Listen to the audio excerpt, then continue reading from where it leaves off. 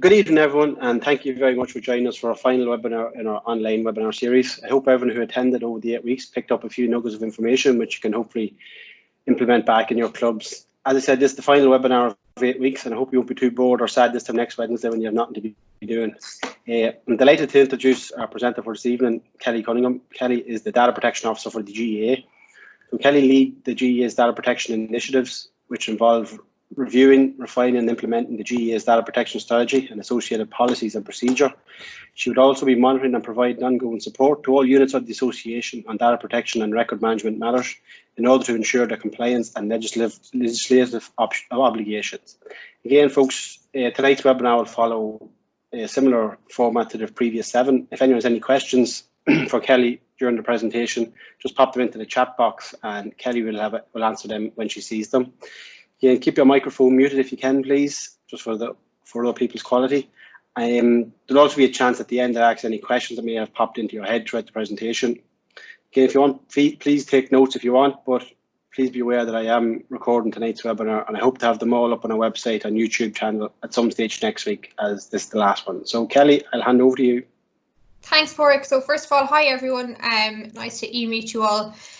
Basically, kind of as a premise to tonight's quick webinar. So firstly, we're going to focus on mainly general data protection stuff within clubs and not specifically in relation to the area of COVID-19 and the coronavirus and things like that. There is a pack available on the learning.ga website with the rest of the learning details in relation to the COVID-19 procedures within clubs. That includes the online health questionnaire and things like that. So there is a few slides there on data protection for that specifically. So if you want to have a look at that. And then secondly, just to say obviously that this webinar won't cover everything that's applicable in clubs, but there is an online repository specifically in relation to the area of data protection with some more in-depth reading if any of you need some bedtime reading if you're having trouble falling asleep or anything. That's available online as well. And if you don't have access to it already, I have a slide in the deck here to show you how to gain access to it. And within that, there is a booklet called GDPR for GEA clubs, and it's specifically in relation to all of our clubs and how it affects our club specifically, and there's some other templates and handy little resources in there as well. Okay, so firstly, basically, I mean, what is data protection? It's a hot topic at the moment and we hear it flying around all the time. It's in every paper. So basically, it is a fundamental right which has been set out in Article 8 of the EU Charter of Fundamental Rights. So a fundamental right is an essential right. So basically that has been enshrined within legislation both nationally and across Europe as well to ensure that people's information is dealt with properly and securely. So that legislation is intended to protect the right to the protection of personal data, to ensure that personal data is used appropriately, and to ensure that individuals have control over their own information so that they have the information and the mechanisms available to them to manage how organisations manage their personal data. And then why is it so important? Why is it such a hot topic these days?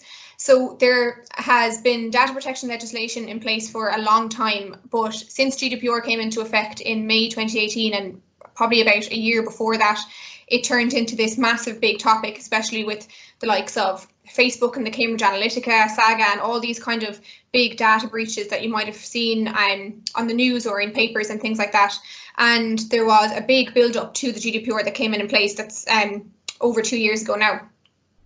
Also, it's really important from our perspective in a voluntary association, trust is massive. It's very, very important, and it's really important obviously for our members first and foremost, and also for the brand, for want of a better word. I know our association isn't a brand, but you don't want something to happen that, again, it's on the papers or it's on Twitter or something like that, that makes it look like we don't look after our members' personal data as we should be. And again, that's where trust comes into play massively. So we need to make sure that our members trust us with their information as well. I'm sure you've all seen the penalties for non-compliance, up to €20 million. There's no club that's going to get a fine of €20 million. However, it just shows the seriousness of it and the measures that are in place to be able to sanction organisations that aren't taking it seriously and that aren't looking after individuals' data the way that they should be. Then lastly, not to be too negative about it, but there is a civil litigation avenue for individuals to go down for all negative impacts that take place on them in relation to a breach or a misuse of their personal data. So that means that you there is a possibility of getting sued as well, obviously through court cases rather than through fines from the Data Protection Commission, or even worse, both. So just to flag that as well. And then again, so GDPR is just this buzzword that kind of flies around, especially very common these days. So what is it? And so GDPR stands for the General Data Protection Regulation. It's an EU-wide legislation that's in effect since May 25th, 2018. And the whole purpose of it was to harmonise data protection legislation across Europe. So obviously we have plenty of legislation across Europe. That means that European citizens have equal rights with each other. So whether you're in Ireland or France or Germany, that we all have equal rights. And obviously the same was important for the realm of data protection. So that's what the regulation is. And it really sets out the ways in which the privacy rights of individuals of every EU citizen must be protected. Just as a note for yourselves, GDPR is extraterritorial, which means that it's not just EU organisations that have to comply with it. If you're an American company and you are processing data of EU citizens, you also have to comply in the same way as anybody that's based out of, again, Ireland, France or Germany as well. So because it's a regulation, the Irish Data Protection Act 2018 was brought in also at the same time as the GDPR, which enforces GDPR in Ireland, and it also sets out Ireland's stance on certain issues. So there were a couple of small things within the GDPR that the European legislation left it to nation states to legislate for themselves. So one particular area for in Ireland that we decided on was the digital age of consent being set at 16. So that means that consent for processing for an online information society service, it's called, so for the likes of Facebook, Twitter, those kind of things, that the digital age of consent is 16. Then the GDPR places the onus on any person or entity involved in processing to comply with the legislation. So there are two types of organisations, two categories, a data controller and a data processor. We'll go into that in a second. And then obviously, as I mentioned, it does carry significant penalties for non-compliance. So it is important that we take it seriously. So then to kind of drill down into it a small bit deeper. So what is personal data, first of all? And personal data is any piece of information which can be used to identify a living individual. So that doesn't mean that the one piece of information that you have has to identify that person. So it doesn't mean it just has to be a name or it has to be a photograph or something like that that you would automatically recognize. A membership ID number or a passport number or a driving license number or something like that that isn't as automatically recognizable if you were to pick it up on the street, for example, is still personal data. So anything that ties back to a living individual is personal data and needs to be protected. But then within the legislation, there is a small category of what are defined special categories of personal data. So it's what would previously have been called sensitive personal data. It's still it's interchangeable. So these pieces of information are more sensitive than, say, someone's name or an email address or something like that. And so just to list them, they are sexual orientation, health, religion, trade union membership, racial or ethnic opinion, and political opinions. Sorry, racial or ethnic origin, that should say, not opinion. Then from a GA perspective, the one that's important there is health, because we wouldn't be processing any of the rest of it. So because health is defined as a special category of personal data, we need to be very, very careful that we only process that very safely, very securely, and that there is additional measures in place to look after that. So again, if when people are training or there's a match on or something and the ref knows or the coach knows that an inhaler is needed or that someone has an EpiPen or something like that, just to make sure obviously that that's not lying around on a sheet at the side or, you know, somewhere else that it could go missing or could get into somebody else's hands. And then although they're not defined as special categories, children's data and data relating to criminal convictions also require additional protection. So from our perspective, children's data is obviously massive because we have so many underage members. So I have a slide on children's data in a second, we'll go into it. And then on the criminal conviction side of it, where that would relate to the GA is obviously in relation to Garda vetting. So just to be careful that any information that is being transferred from clubs to the GA centrally and within the National Vetting Bureau, that it is looked after safely and securely, because obviously that's very sensitive information to be holding on people as well. Then one question I get asked an awful lot is, well, does GDPR really apply to us? Like, does it really matter in our club? And in short, yes, it applies to all organisations, including GAA clubs, that are collecting and storing information in relation to individuals. So we're all doing that. Although we're a voluntary organisation and all our clubs are manned by volunteers, we're still collecting that information. So the voluntary aspect doesn't really matter. Any information that's being collected, that's being processed and stored, it really needs to be looked after properly and in line with legislation as well. Then there is assistance available for clubs. So the GA centrally have one data protection officer to assist all clubs, so all units, with any queries. So that's me.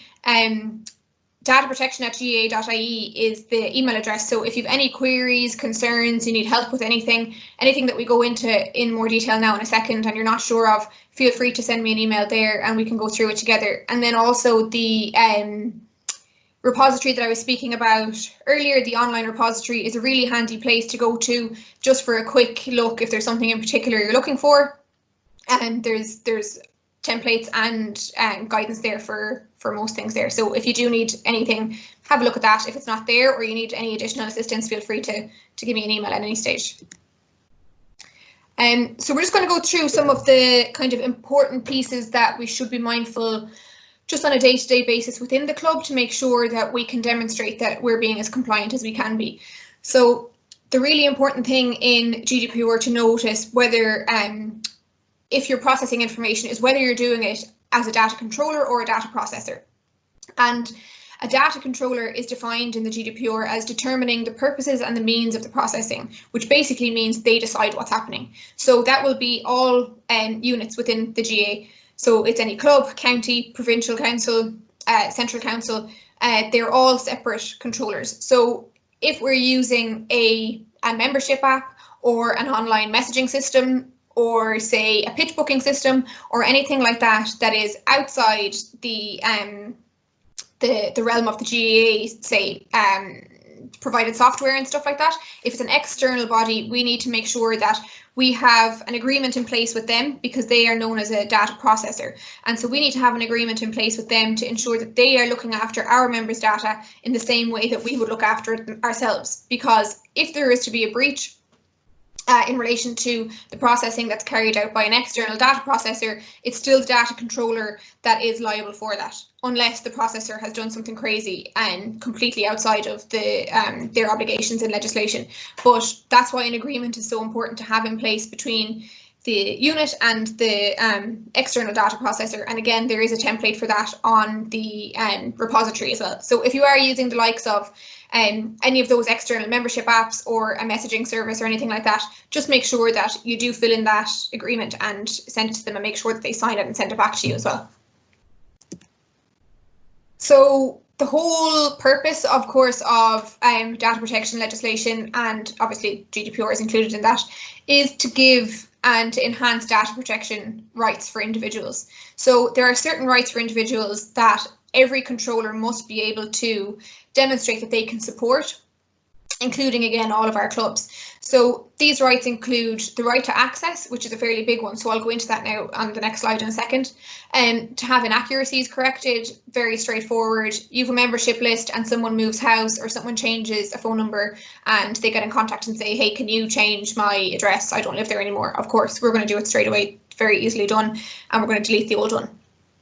To have information erased, that's only applicable in certain circumstances, obviously. So I can't say I have a car loan with Bank of Ireland. I can't ring Bank of Ireland and say, hi, I want you to erase all the information you have about me, including my record of all my loans, then forget about it and move to Ulster Bank and try and get a loan out from them as well. Obviously, that doesn't work. You're in a contract there. So depending on what the circumstances, individuals do have the right to have their information erased.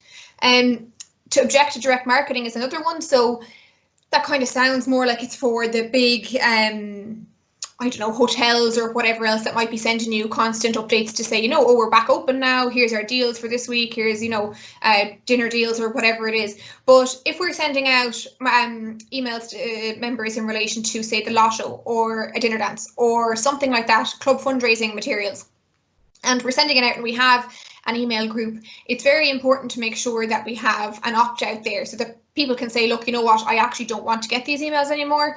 Can you take me off the list? And then if somebody does object to it, we need to be able to obviously take their name off it and make sure that they don't get that communication from us again. To restrict the processing of information, including automated decision making, is not relevant to our clubs, but I didn't want to leave it out here because it is a right, and just for any of us in our personal lives.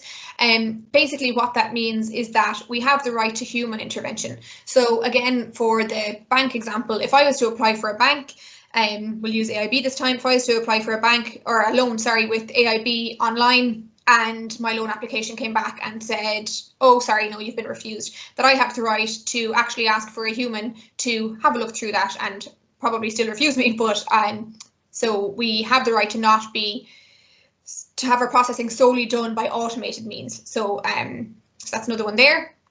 And then data portability. This has only come up in a GEA context a couple of times since I started. So I started in February 2018, which is just before GDPR came in. So data portability, what it means is that an individual has the right to have their information packed up nicely, put into a standard format, so an easily readable format like a PDF or something like that, and transport it to another provider.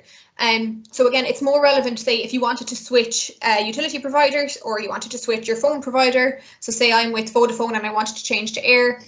We now have the right to be able to say, okay, Vodafone, can you just pack up all my details there, send them to Air, I want to switch accounts, and I don't have to deal with taking it off you and then sending it back up, which is quite handy. In the GA context, it isn't as big because unless somebody wants to send their membership information somewhere, we wouldn't have that much other information on them. Then obviously the one thing that's very important here is, you've probably all seen it on the news over the last few months as it is, but there's massive issues with WhatsApp, and not just WhatsApp either, but with third-party messaging apps, with certain third-party messaging apps, for the lack of control that a club would have for these rights. And I'll give you a couple of examples as we're going through in a bit more detail in a second. So as I mentioned there a second ago, the right to access is the first right, and there's a bit more to that than just a quick explanation. So I'm going to go into that a small bit more. So a subject access request is basically it's a right an individual has to request a copy of the information an organisation holds on them. So under data protection legislation, people have always had the right to request access to their information, which is called a subject access request. However, it has been strengthened, that right. It used to be €6.35 was the fee to make that request. Now it has to be free. And also if the time period for responding to such a request has been shortened. So if a request like this is sent into one of our clubs, the provision of the information relating to that person has to be sent out and provided within 1 month, so a calendar month, free of charge, and in a standard format, again in an easily readable format. So there's no point in us sending information to somebody and them not having a notion how to decipher what it is. So it's really important to know within our clubs where the information sits. So if there's no clubhouse, where is membership data held? Is it the secretary that has it? So that we keep a record of that to know exactly where things are, so that if one of these comes in, it's very easy to then track down information, pull it all together and to send it back out. So the person also has to be informed of further information there. So if we are using a third party, again, like a membership app and or a third party messaging system or something like that, we also need to be able to get the information from that third party and include it as part of the access request and let the person know that whatever one of those membership apps or whatever it is that has held the information, and that we have an agreement in place with them as well. A process and a procedure for this is available on that repository as well, so that's quite a handy one to look through. But then again, I think best thing to do if you get a query like this is just to flick it on to me straight away and we can work through it together. So these can come in any format. So a lot will come in. The Data Protection Commission has put up a very good paragraph on their site as to how to request information from an organisation. So there is a specific template that a lot of people will use, but some people won't. Some people have never seen that, which is completely fair enough. Some people will write in. I've actually had one come in from an email address that had no name in the email address, so I can't remember what it was. Say it was blue123 or something, and the subject matter just said, I want all my data, and there was no signature, there was no name, there was nothing tied to it. So obviously I went back and asked the person who it was. They actually never came back to me, but it's common to get more general queries, less specific, say quoting GDPR and things like that. It's very common to get one to say, okay, I have an issue with my club, this is going on, I want a copy of my information, how do I go about it? And we have to be able to provide that to them, obviously in line with legislation as well. So then the other really important thing to note is that we are legally obliged to report data breaches under certain circumstances.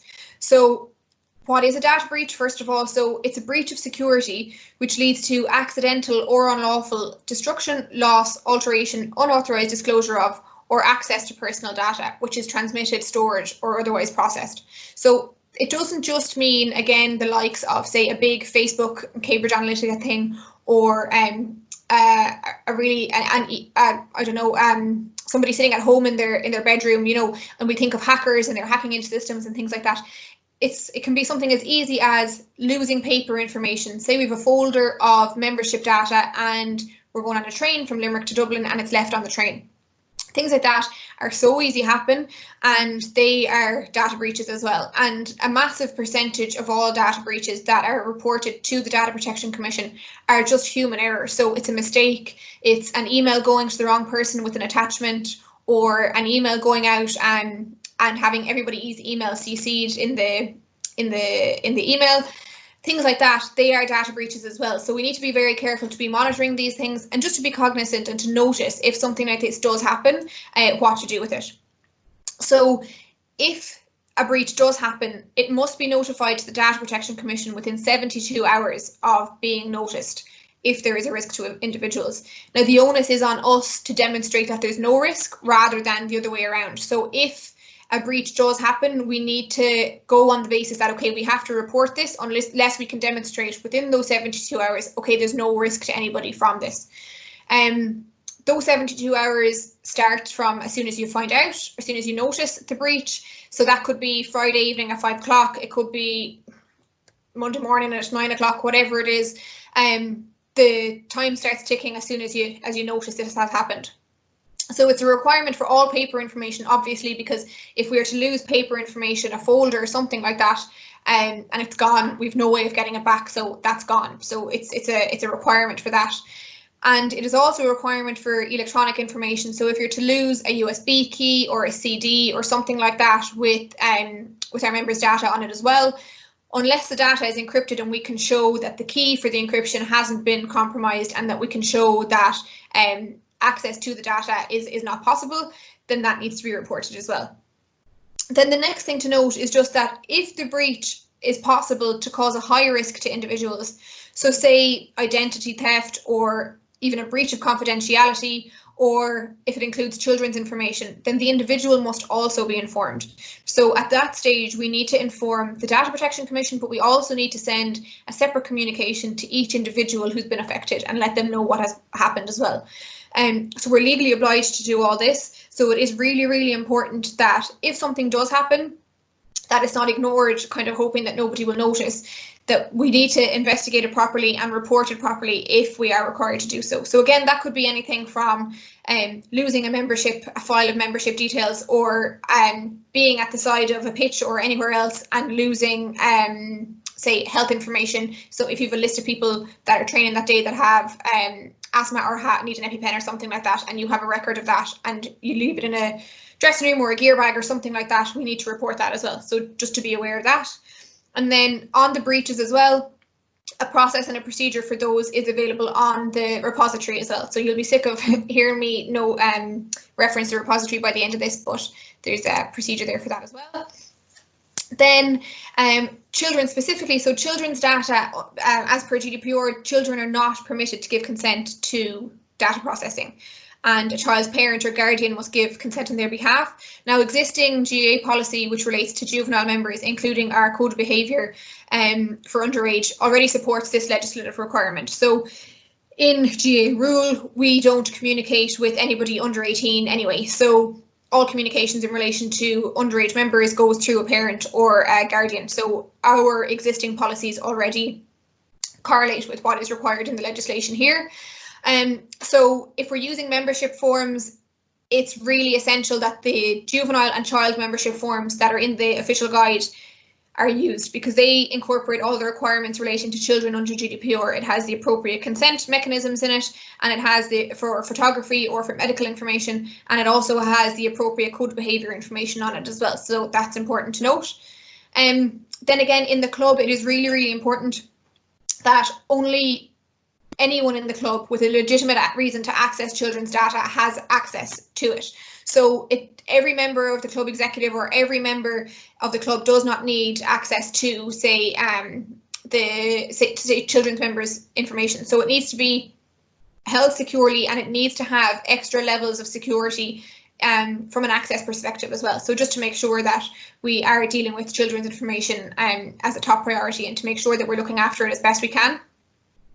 And then if we're using online systems, so again, like those membership apps or anything like that, it's essential to ensure that GA policy in relation to children is being followed, because no fault of the third-party providers, but if they're providing membership apps to sporting bodies as a whole, obviously every sporting organisation has different policies. And so it's really important that we make sure that if one of those is being used, that still anybody under 18 in the GA is considered a minor, and that that policy is being followed through to those external apps or third parties as well. Okay, so a general checklist of things to do when we're dealing with information. Ensure awareness within the club. A good place to start again is that GDPR for GA clubs booklet on the repository. So it's handy, it's specifically relating to us as a voluntary organisation.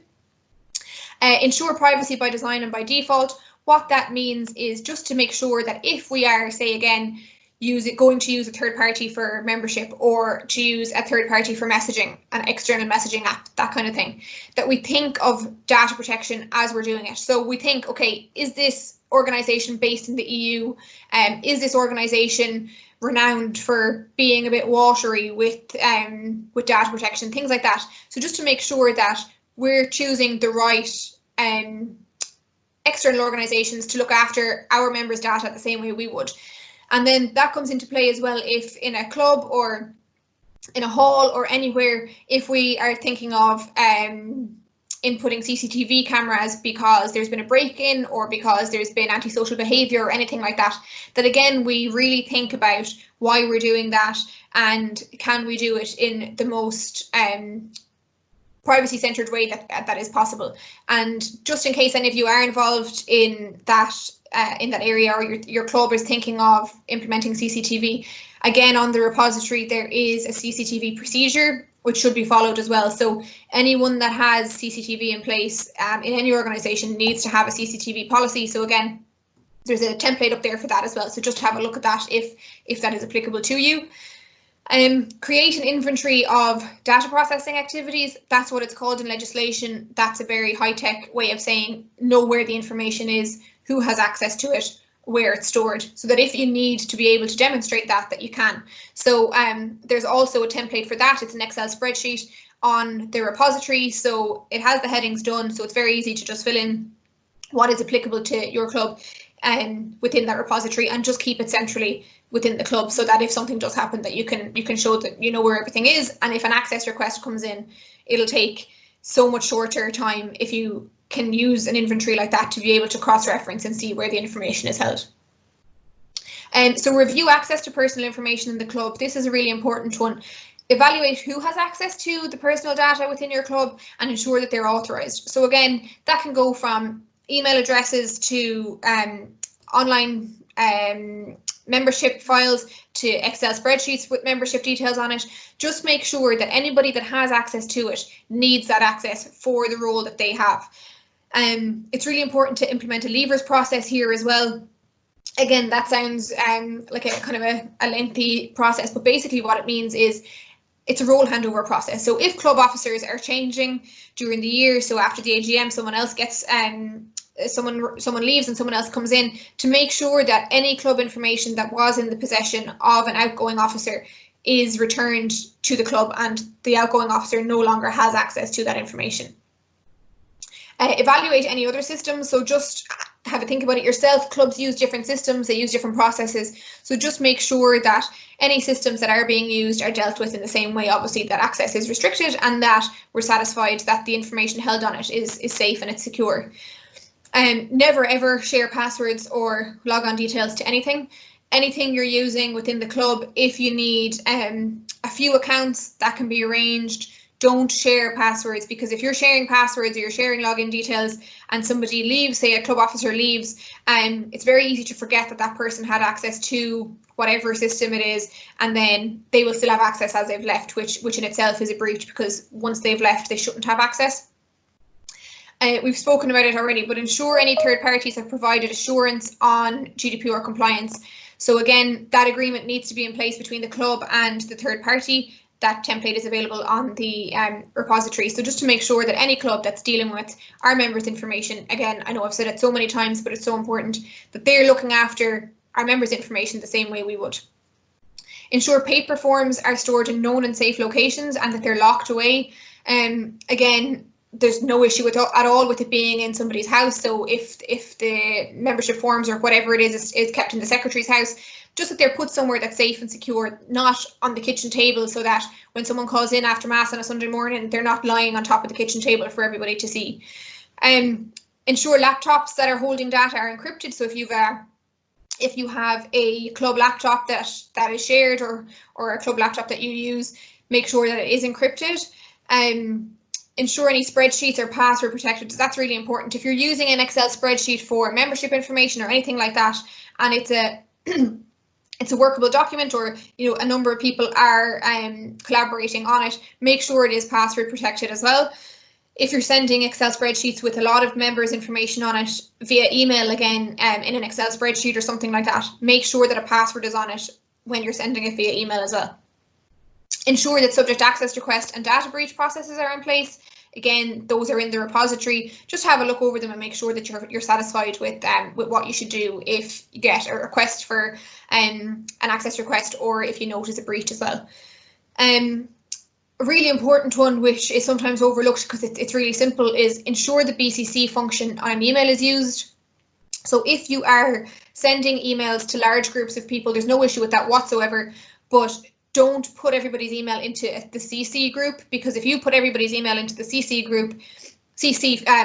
box, everybody within that group has access to everybody else's email address, which in itself is a breach. So we need to be very careful that we use the BCC function. If you don't know how to do that, you just click on the CC button on your email, and then another box will drop down underneath it that says BCC, and you put everyone in that, and that functionality is basically a blind copy. So you're still sending it to everybody and they still get it, but their email doesn't show up in the CC box. So nobody will know who else got it. They won't know who else is on the email. Now, obviously, that's not important if you're sending email to a club executive and it's the whole executive that are collaborating on something over email or something like that. This is more so for if you're sending out a reminder to club members about membership, or there's something on in the club that you want to tell all your members about, or you're sending something to, say, all the parents of the under 16s and there's a large group of them. So anybody like that, we really need to be careful that we're using BCC. And then leverage OneDrive as a mechanism to keep electronic data secure. So we'll go into that a bit more in a second now as well. So Porrick sent me over a few questions. I know a few questions came in already, so I just went through those really quickly here. And then if anybody has any other questions afterwards, we can go through that then. So firstly, what is the best way for a club to store members' information on file to keep it safe? So the best way is if your club has access to an @ga.ie Microsoft account. So if you have an email address that says .handball.ga.ie, you have the functionality within your Microsoft account for a OneDrive for the club. So that is a safe and secure mechanism to store personal information online. So it's a very handy place to keep it. It means that it can be collaborative. So if you've only one email address within the club, you can still provide access to other people within the club to access that folder or that particular OneDrive for the club. It's the best place to store it, because if somebody moves on, so again, a club officer moves on and the information is on the club's OneDrive via the handball@ga.ie email address and Microsoft account, then that means that the information is still there and it's not lost if somebody leaves. Then if we're using hard copy data, try as much as we can to store all information in soft copy. It is just it's much safer, because the chances of losing something if it's in soft copy are much lower than if it's in hard copy. But there's obviously certain things that we all have to keep in hard copy. So if we are keeping things in hard copy, just to make sure that it's locked away or it's stored somewhere securely, that you're satisfied that it's not at risk and that it's not going to get lost. Then if your club does not have access to a GA or a handball@ga.ie account currently, your club can still utilise an online storage facility such as OneDrive via a club Outlook account. So you can set up a club Outlook account while you're waiting for your handball@ga.ie account, and you can store everything there in the same way. You can give access to people within the club to be able to access there, and it's a much safer way of storing things than, say, just big massive folders or boxes of membership forms and things like that. So question 2 was, what is the safest way of contacting parents, email or text message? So both are safe methods of communication, but depending on what you're using the communication for. So if it was a club-wide message that you wanted to send information in relation to, again, say, membership being due, or say during this whole COVID crisis and we need to send out information en masse, then email is obviously more practical and it's easier to keep track of if there's large numbers of people to be sending out information to. So again, just to make sure that if there is multiple recipients, when you're using an email, to use the BCC rather than the CC. But there's no issue at all with using text message or using web text or something like that if it's to send out messages about training to parents, or to let them know, that there's there's something on a Saturday and you're sending it to a smaller group of people. There's no issue at all with using text messages there. So question 3 was, what form of approval do we need to include people in WhatsApp groups or email groups? So firstly, WhatsApp groups are not recommended for any club communications, so there's no recommended form of approval to include people in WhatsApp groups. For email groups, the official GA membership forms cover the appropriate consent mechanisms. So if you use the consent piece on the GA forms, that covers off anything for club communications on that. So there's 2 distinct types of club communications, say. So the first one would be communication directly in relation to your membership. So you've paid your membership fee, and the communication you're getting from the club is about your training and your membership being due, the EGM, the AGM, that kind of stuff that's directly relating to your membership. You don't need to get consent for that, because that is a service message. That's the person has paid for their membership. They need to know, again, about the AGM, about the EGM, about training. So they have to get those messages. But for other messages, so say like the fundraising, the lotto sales, the dinner dances, the Strictly Come Dancing, any of that, we need to make sure that that consent is gained for that, because that's additional communications, and we need to make sure as well at the bottom of all of those communications that there is an opt-out option. So if you're using standard email, you might not have like a fancy little button that will automatically opt out someone that clicks it. There's no issue with that whatsoever. Just have a line down the bottom of the email to say, if you no longer want to receive these messages, please let me know, or something like that, and then we can remove them from the list. And then question 4 is, how do we best secure data processed by our volunteers when they must operate from home? So again, tying back to the point a second ago, use soft copy data as much as possible. Don't print information unless absolutely necessary. And again, there's 100% going to be things we need to have printed, but don't just print everything for the sake of having it printed. So store it online as much as you can. It's safer, preferably on the GA's OneDrive environment. If you don't have access to that yet, then on a club OneDrive environment where everybody can have access to it. And then again, like outside of data protection, from a practical perspective, that's really handy because God forbid someone was sick for a few weeks or someone was gone on holidays for a few weeks and they had the information that you're looking for and you need it by Friday and they're not home until the following Saturday and it's in hard copy in their house, and it just creates an absolute disaster. So if it's online and it's a collaborative functionality such as in OneDrive, then it's very easy for the club to keep control of all the information and to make sure that everybody in the club that needs access to things has access when they do need them as well. So again, assistance, where can you get it? The GDPR Repository for clubs, I would recommend, if you want to have a bit more reading on this area, it's available on the OneDrive, and it entitles, as I said, it includes, a booklet entitled GDPR for GAA clubs. It also has any template you will need, and it has guidance. If you have access to a GAA.ie email address at the moment, if you log on with your GAA.ie email address and choose the menu options that are there on the screen, so it's, you click the little 9 dots in the top left hand corner, you click OneDrive, shared with me, and then the GDPR repository is there. And if you don't have access to a GAA.ie email address, there's no issue at all. If you email me at dataprotection@gaa.ie, I can send you a link to the repository and you will have access to that link then as well, same as anybody with a GAA.ie email address will. So just flick me an email over on that if you need access to that and you don't have it already. Okay, so that's the end of the slide deck, unless anyone has any questions, but I know this is kind of the least exciting thing to be talking about probably that you've had over the last few weeks. So if something does come into your head, even over the next week or two or whenever, that is my email address there. So it's just dataprotection@gaa.ie. If you think of anything at all, or if I can help in any way, feel free to contact me whenever. Thank you very much, Kelly. Have you any questions, folks? Have to be one question. No hassle if there's not, don't worry.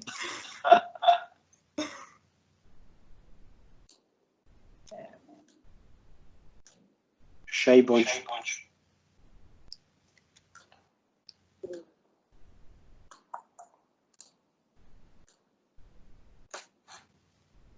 There's Kelly's email in the chat box.